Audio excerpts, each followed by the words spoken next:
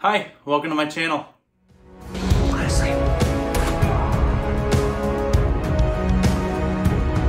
Hey, Uncle Kenny! Football! Hey, yeah!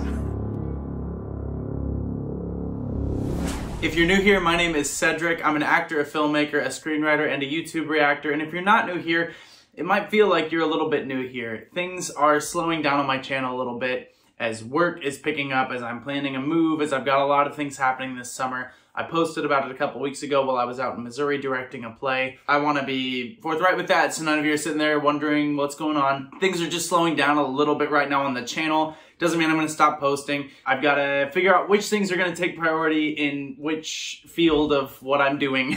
So I appreciate all of your patience and understanding. Before we dive into the video, I just want to say really quickly, if you can, please feel free to check out The Coroner's Assistant. The Coroner's Assistant is a show that I am the lead in. I play the Coroner's Assistant. It is coming out on YouTube. As of recording, the first 3 episodes are out, and the 4th one is coming very soon. There are 4 episodes in the first season. Every single view, every single like, every single comment matters if we're going to be able to get a season 2, which we all want to do. It's a show that I loved working on, that I want to make more of. And we're doing it true indie style. So all of your support really does matter. There's links in the description to this, in the comments to this. Please subscribe to that channel and support that show. It's really wonderful and I'm really proud to be a part of it. Before I dive in, I of course want to say thank you to my patrons on Patreon. Thank you so much for your support of everything I've got going on. It's a weird time right now. There's a lot of weird stuff going on, but nevertheless, you know, I appreciate all of you supporting my career and supporting what I've got going on, and it means a lot to me, so thank you. I am recording several videos in advance because I've got to pack up this room, and I'm not moving for another like 2 months, but I'm going to be on the road a lot in between now and then, so bear with me as I kind of do some time traveling here. But before that, before any sort of the time traveling, let's check out Dimash OMIR. This is the mood video. This was recommended by Becky Nicholas. Becky, thank you, of course, for your constant support of the channel and of me and my career. I hope you enjoy. I don't know what to expect. It's a mood video. I don't believe I've heard this song before. I think it's new. I know he did OMIR Oter, which I did an analysis of, so I'm not sure. I assume it's a different song, but I guess we'll find out. So I don't really know what to dive into here, but let's find out together. This is Dimash OMIR. Hourglass.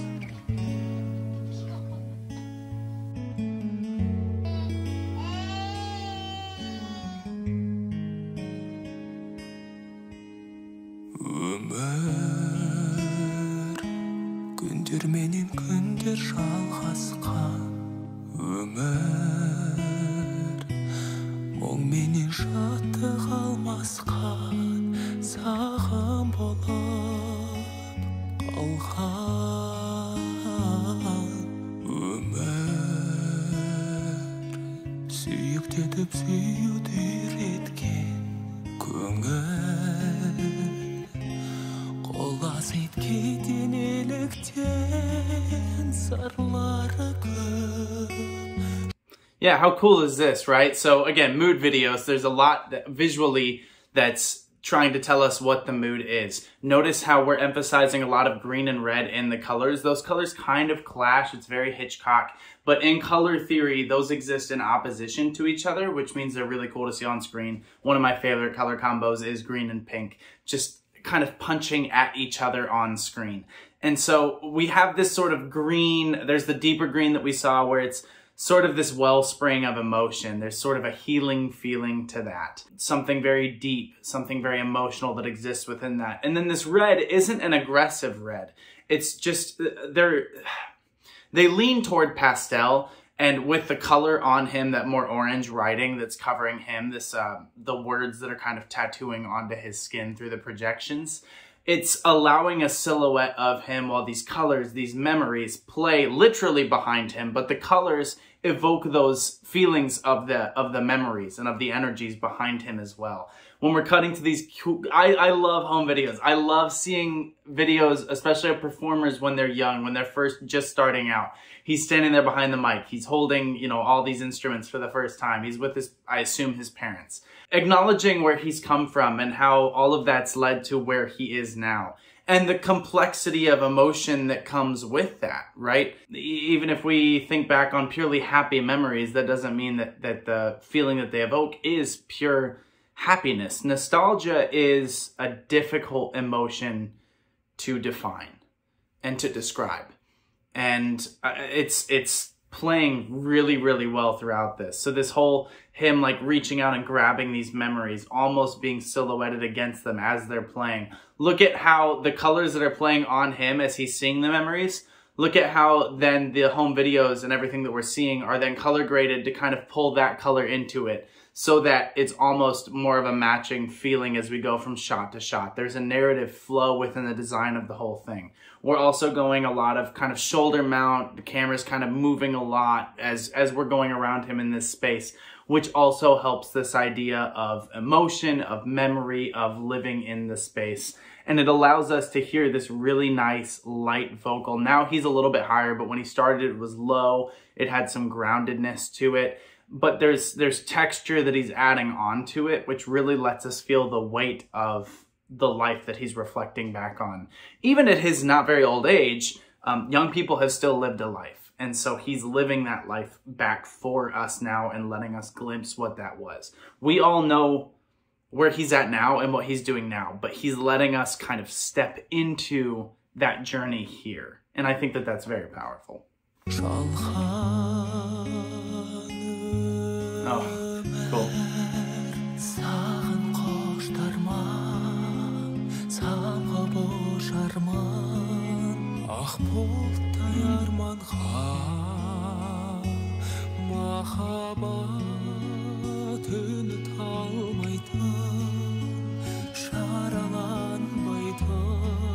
How cool is that?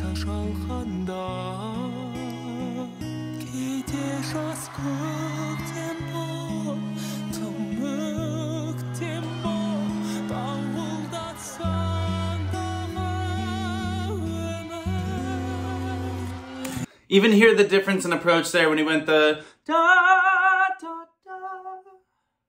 You hear the two very different approaches essentially to the same vowel and same note, pulling it back, adding emotion onto the end of it. This is cool for me now because SOS is the first thing I ever saw from him. So now this is where I know that I was introduced to his journey, right? So we've seen him go from this kid surrounded by his family to being someone surrounded by audiences, surrounded by cameras moving, surrounded by lights. And his vocals picking up a little bit more too. He talks about this unrelenting, unceasing love that he has for the art that he gets to do, that he feels from the people around him. Yet that still comes with this sense of melancholy. And I love this shot of him sitting there in front of the projector, almost having a halo effect with the light behind him with that bluish green feeling to it. There is, again, nostalgia. It's not, I'm sad about this. It's reflective, right? And I think that that's beautiful. So let's keep going. Nice.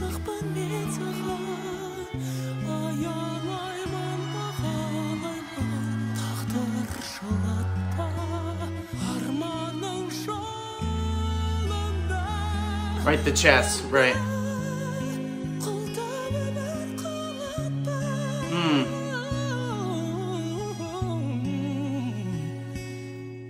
Really nice light, right? He falls straight through his passages down into his full voice. Really nice movement there. Also, the chest is a nice touch. This idea of moving, not being sure exactly anything that might be going against him, but this very old looking chess set to me brings up this idea of doing the oldest thing, of storytelling through language, through music is one of the oldest things. It's the bedrock of civilization, right? It's this storytelling and theater and how that all came about. And so there's this traditional feeling that chess, at least to me, brings up. And he's got this very old looking set. Looks like it's made out of stone, you know, and it feels like he's playing a very ancient game and that he's blessed to play that.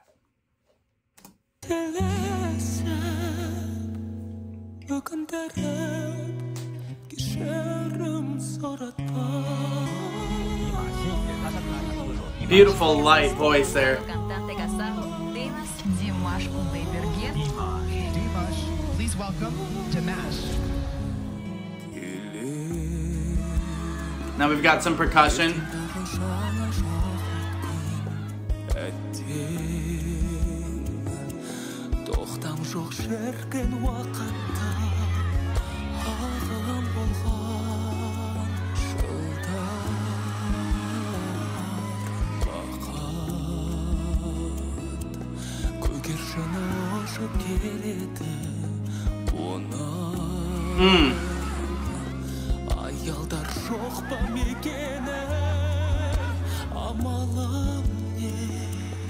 Yeah, this idea of the dove, I'm thinking specifically of in the Bible, the story of Noah and releasing a dove, and it comes back and basically says, yeah, there is dry land. There's a place for us to end this. And this idea of him becoming a citizen of the world, of going beyond Kazakhstan, beyond, you know, the shows in China and the performances in Russia. And now I know he's in the US right now. And becoming this thing that people all over the world love, but also claim as their own. I mean, I think that that's a thing we have with the way that we interact with celebrities, where we seem to think that we own them just because we consume something that they create. And I don't believe that art is art because it is consumed or enjoyed. I believe art stands apart from that. And so I'm not, maybe this is controversial, I'm not someone who necessarily thinks all artists must be grateful to their audiences because that's what gives them value. I think they should be grateful to their audiences for partaking in that and for bringing their own meaning to that and for engaging in the discussion and enlarging the discussion.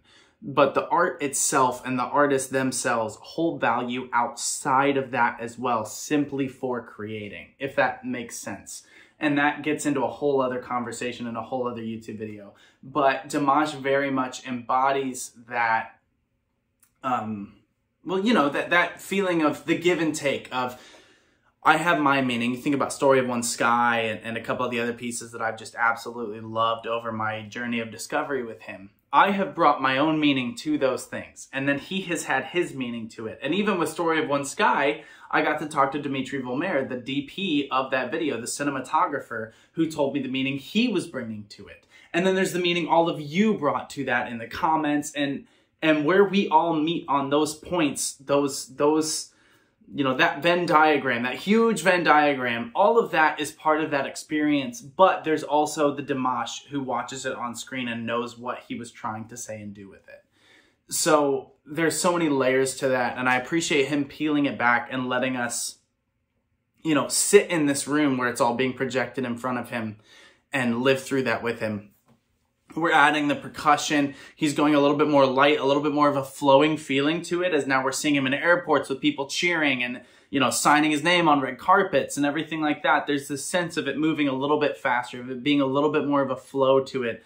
But there's also just more noise surrounding that. It's less of the concentrated sound that we heard at the beginning of the video.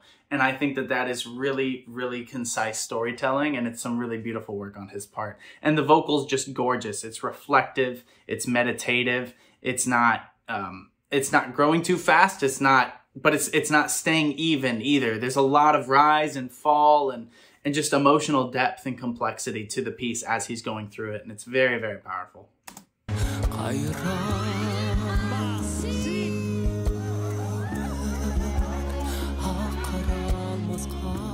There's another chess idea, white and black.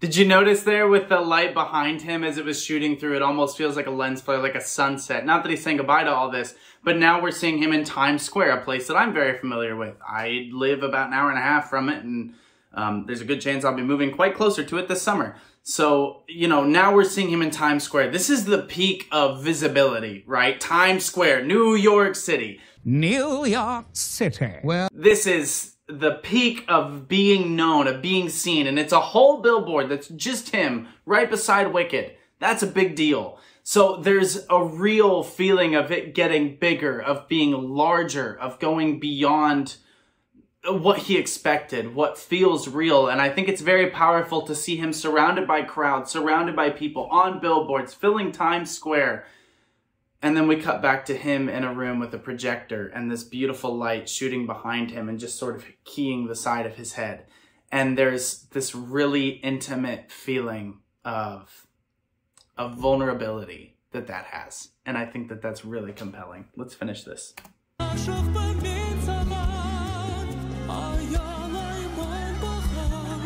Notice the gratitude in these lines.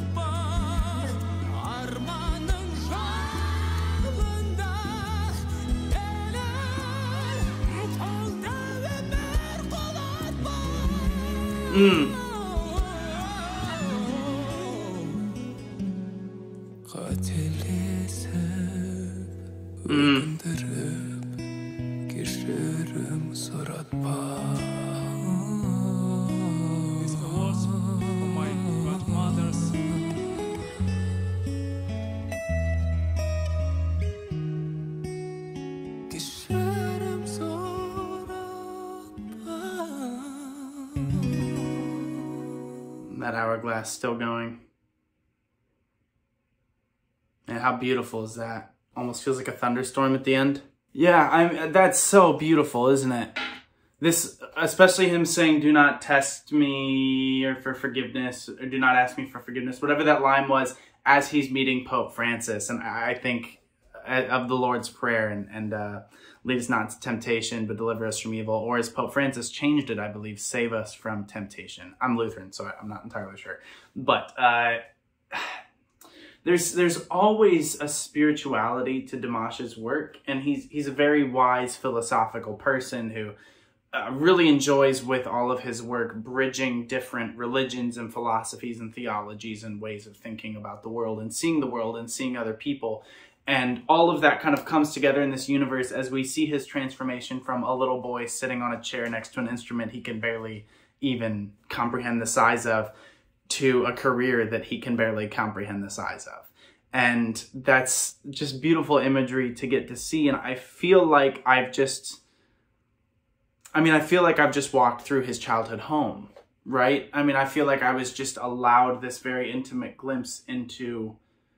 We know Dimash the performer, but this is Dimash the man. This is Dimash the person that makes that art, that is driven and compelled to make art and to tell stories and to invite us into space together. And it's really, really beautiful. So thank you for recommending this, and thank you so much for watching, and Dimash, thank you for making it. I hope you enjoyed. I hope I brought something to it that maybe you didn't notice before, but if nothing else, I hope you enjoyed revisiting this beautiful piece alongside me. Until next time, please drink lots of water, take care of yourselves, get lots of sleep, fix your postures, and until next time, be well.